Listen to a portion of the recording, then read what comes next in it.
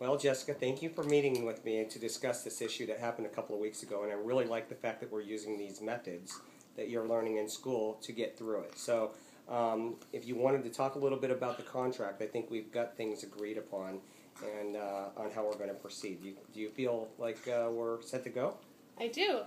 We have a good contract here that states our issue and who's involved, which is both of us, Scott and Jessica. And the ground rules are that we're going to meet at your house here today on Tuesday, and we're going to talk about this for about 5 to 10 minutes. And the tools that we're going to use are going to be the awareness wheel that I've learned about in class, the steps of the mapping the issue, and also we're going to be able to call some timeouts if emotions start running too high or we just need a breather, or even checking the process as we go through it. So that sounds great. That's our contract. And so the issue, I think I can introduce it, is a few weeks ago, back when I found out from your sister that something, possibly tragic had happened to you, I reached out to you to find out more information and see if there was anything I could do to help. And the response that I got from you was either accusation and or at minimum intolerance, and then shutdown. Okay. And so that's what I wanted to find out from your perspective, if you thought that was a good method, and obviously things like that could drive a wedge between us, and we certainly don't want that. Yeah. So how did that make you feel? Obviously, when your child could be in trouble and you don't, and you hear some information, and all you want to do is validate and make sure that either it's not true or that your child is fine, it makes you fearful, right? Because you're scared for. I would be scared for you. So, as you can see, from my perspective, I was just trying to clarify the situation.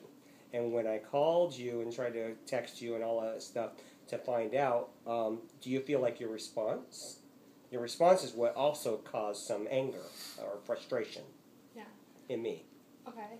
When I got your call, when I got the message, first of all, I kind of felt I put up a defense mechanism because I kind of felt like I was being attacked and that nobody really knew the full issue, and it was just very kind of surprising that you and Whitney even found out to begin with, and I was just very shocked and kind of put off, and so I think that's why I closed down, and I know I tend to do that, and I think there's better ways to go about it, obviously. Well, and your response when I was talking to you, if you recall, I said, you didn't want to meet with me to discuss the issue at that point in time, and I get that. At least finding out that you were able to talk to me and that you weren't, dead somewhere in a ditch or something.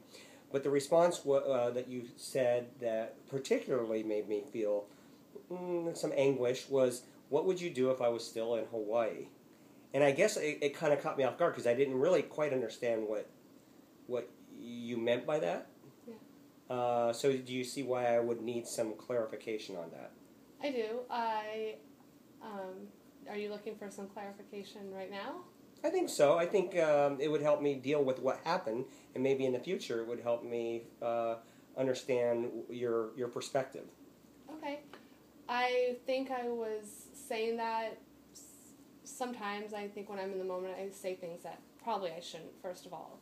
And second of all, what I meant by it was that I feel like I've been controlled a lot throughout my life, and when I was in Hawaii, nobody had any control over anything that I did there, no matter what. So I even felt that if I was to give my mom or you or my sister a call or anything was to happen, it was just a call. You weren't there to do anything. You weren't there to try and change anything about a situation that was happening. So I felt very independent and good about that. And when things like this come up, I automatically wish I was back in that situation where I just want everybody to trust my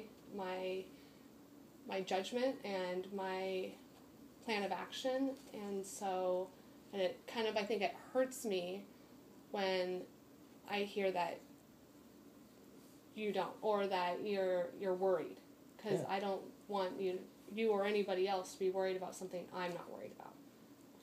So, as a follow-up question, do you believe that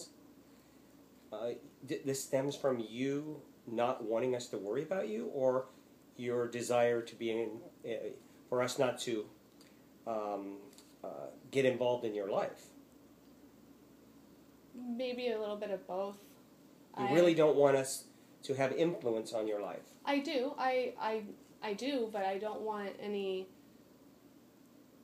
I don't want you. I don't know.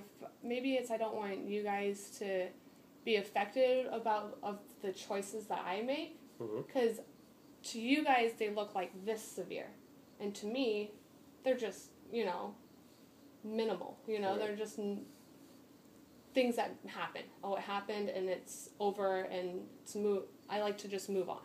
That's my process, and it's just when everybody else is worrying this much and I'm down here, it's I don't know, it's hard to handle. Hard to handle. Well, just to let you know, the way I took it is you were making a point as you didn't care enough about me when I was in Hawaii to come out there and try to save me when I was in a dire situation. You see how we're looking at this thing from different perspectives, yes. So we take it differently. And so I'm sitting there going, I couldn't process it. Are you trying to make a point about the past, that I didn't care enough to jump on a plane to rescue you when I found out you were in an ambulance? Or, this is good, huh? Yeah. But that clearly wasn't the case. You were just trying to, it seems like from what you're telling me, that you're trying to continue to maintain your independence. Yes. So isn't that interesting? So I guess messages can be conveyed in many different ways, and being very vague about just a very vague statement like that. Right. I understand now that why you were upset about that and why you were talking to me like that. Sorry to interrupt. There is an element of trust here. When you tell me you're okay, I don't necessarily believe you, because you are so independent, and you just may be saying that so that, one, we don't worry about you, and two, we'll kind of leave you to your own devices to fix it. That's how I get that about you. So when you say you're okay, I may not completely believe you, because that's a relative term, being okay, right?